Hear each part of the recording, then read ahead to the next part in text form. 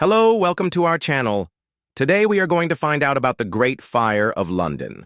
So let's go back in time to the year 1666. So we are now in London, and it is the year 1666. You can hear the clip-clop of horses pulling carts along the cobblestone streets. In the distance, you can hear people trading in the market. The sun is shining, and it is a good day to be alive. But little do people know that tonight their lives will change forever. So tonight we are going to find out about the Great Fire of London. It all started with a small fire in a bakery on Pudding Lane. And if you look closely, you can see the sign for Pudding Lane right there. Now this is where we're going to start our story. So one night in 1666, a fire started in a bakery in Pudding Lane. And remember, at this time, most houses were made out of wood. There were no fire engines or anything like that. And there was also a strong wind blowing that night. And you can see that the fire spreads very quickly, and soon the whole street is on fire. People start to panic and they try to put the fire out with buckets of water, but it is no use. They also try to use these long hooks to pull down the burning beams, but that doesn't work either. And the fire just keeps getting bigger and bigger. As you can see, the streets are very narrow, and so the fire just jumps from house to house. And because people are trying to move their stuff from the burning houses, the fire just gets out of control, and eventually it's too dangerous for people to try and fight the fire anymore. Instead, they have to run away from the fire, taking their animals with them, leaving their houses behind. As you can see here, people are running through the streets with their pets. This poor cat looks quite scared, and some people who aren't able to take their stuff with them are very upset. This man has lost his whole shop. Look at all those books burning. That's a huge loss for him. Luckily, the king and the mayor are alerted to the fire straight away. King Charles II wants to help, but he doesn't really know what to do. And neither does the mayor, but they both want to look brave and in control of the situation. So they call for help from all around the country, and they tell everyone that they are doing everything they can to stop the fire. But it is out of control, and nothing is stopping it from spreading. It continues to burn, and by the next morning, it has spread all the way from Pudding Lane to this street here called Fish Street Hill. The fire is unstoppable, and people are desperately trying to flee. This woman and her family have left their house in a hurry. She has grabbed her children and her pet dog, and they are running away from the fire. They don't know where they're going to go, but they just have to get out of there. And you can see that the fire has spread to this house here. It's too late for them. All they can do is watch as their house burns to the ground. A man tries to rescue his barrels of beer, but it's too late. They're gonna blow up. That's not gonna end well. He runs away before it's too late. At this point, the fire is spreading so quickly that there is no hope of stopping it. People are having to leave their belongings behind and just run for the hills. And it is so bad that even the king and the mayor have had to leave London. They've gone to this town here called Oxford, which is about 60 miles away.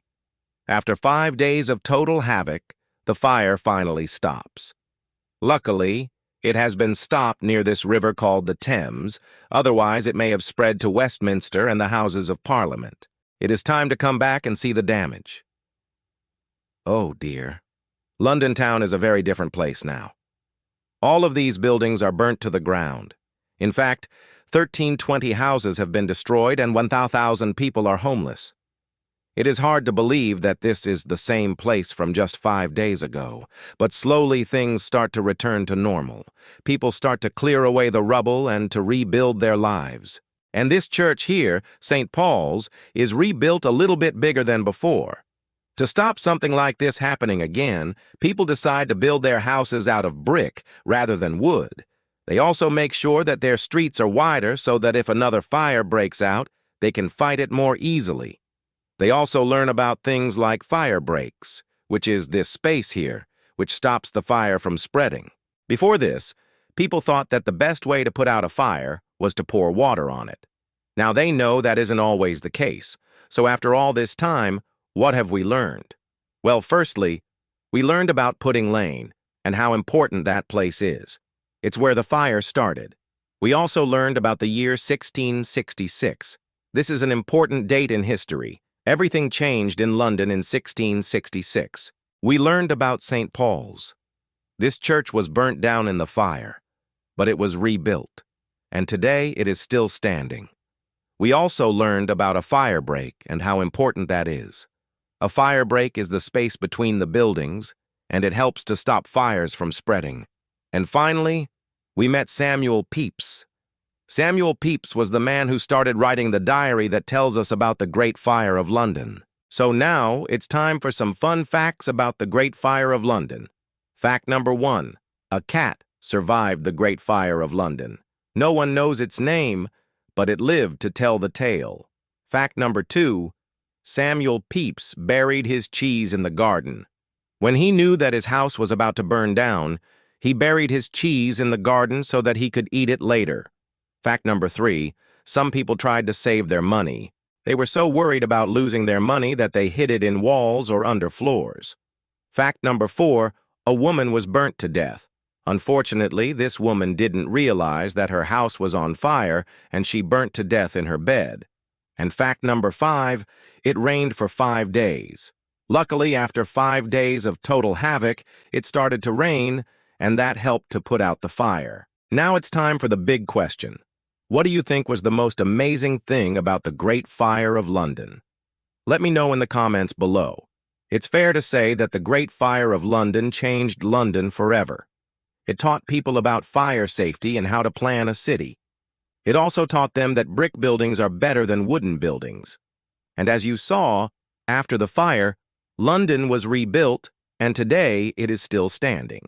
If you would like to find out more about the Great Fire of London, then click on the link in the description below. Thanks for watching. Don't forget to subscribe so that you never miss an awesome history.